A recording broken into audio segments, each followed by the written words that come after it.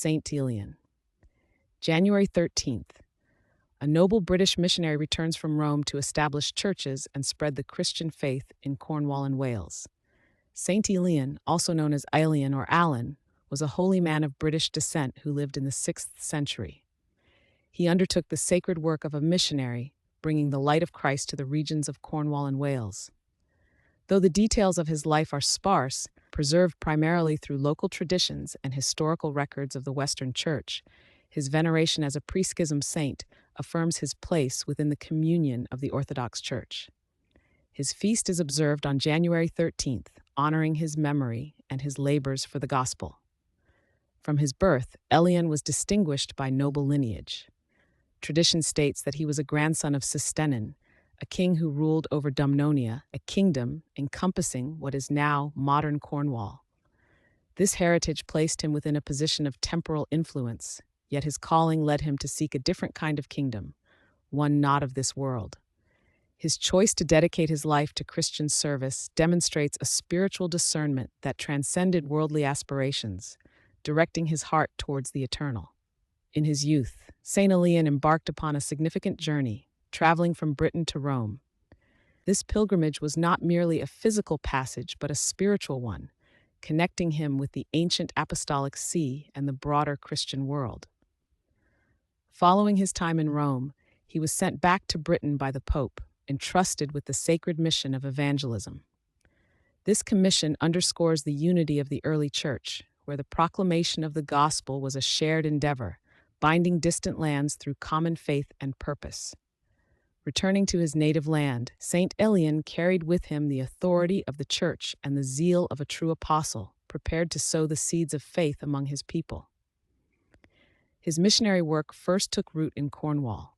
Saint Elian is recognized as the patron of the parish of St. Alan in that region. He is credited with establishing a church there, an act of profound spiritual significance. The founding of a church was not merely the construction of a building, it was the establishment of a spiritual center, a place where the holy mysteries could be celebrated, where the faithful could gather for prayer and instruction, and where the Christian community could grow in grace and knowledge. This initial foundation laid a cornerstone for the church in Cornwall, a testament to his diligent labor and unwavering commitment to the spread of the gospel. The presence of a church dedicated to him, even through centuries of change and rebuilding, stands as a continuing witness to his early ministry in the region, preserving the memory of his holy service. From Cornwall, Saint Elian extended his ministry to Wales, where his most renowned foundation is the Church of Llanelian in Anglesey. Upon arriving in this new territory, the saint sought a place of solitude and prayer, a practice common among those dedicated to ascetic struggle. He found refuge in a cave near the coast, transforming it into a monastic cell. In this humble dwelling, he engaged in prayer and fasting, purifying his soul and seeking divine guidance for his mission.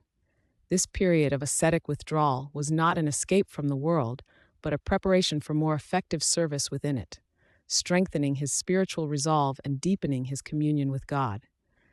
During his time in Wales, Saint Elian encountered a local chieftain named Caswallon Lawhere. Initially, the chieftain refused to grant land for the establishment of a church, posing an obstacle to the saint's mission. However, through the grace of God, Saint Elian performed a miracle. This divine intervention served as a powerful sign, demonstrating the truth of the faith he proclaimed and the power of God working through his servant. Witnessing this manifestation of divine power, Caswallon Lawhere's heart was moved, and he subsequently granted the land requested by the saint. This event illustrates the manner in which God often clears paths for his church, using both the quiet witness of faith and overt signs to overcome resistance and establish his presence in new lands. The granting of land allowed Saint Elian to proceed with the construction of the church, a spiritual beacon for the local community. Near the church he founded in Wales, a sacred well, known as Saint Elian, became a site of pilgrimage. This well was renowned for its healing properties, particularly for children. For centuries, pilgrims journeyed to this holy site, seeking intercession through Saint Elian and experiencing the restorative power of God. The well served as a tangible link between the saint's earthly ministry and the ongoing work of God's grace. It became a place where faith was renewed, where prayers were offered, and where the sick found solace and healing. The enduring tradition of pilgrimage to Saint Elian testifies to the deep spiritual impact Saint Elian had on the people and the lasting veneration accorded to him as a channel of divine mercy. The life of Saint Elian, though not extensively documented in the Synaxaria of the Eastern Orthodox Church, stands as a testament to the universal reach of the gospel in the early centuries of Christianity. As a pre-schism saint, he belongs to the undivided church, his labors contributing to the spiritual heritage shared by both East and West. His journey from noble birth to missionary service, his establishment of churches, his monastic discipline, and the miracles attributed to him all bear witness to his steadfast faith and his dedication to Christ. Through his holy life, Saint Elian brought countless souls to the knowledge of God and established enduring centers of Christian worship, leaving a legacy of faith that continues to inspire. His memory is honored as a true servant of God who brought the light of the gospel to the people of Britain.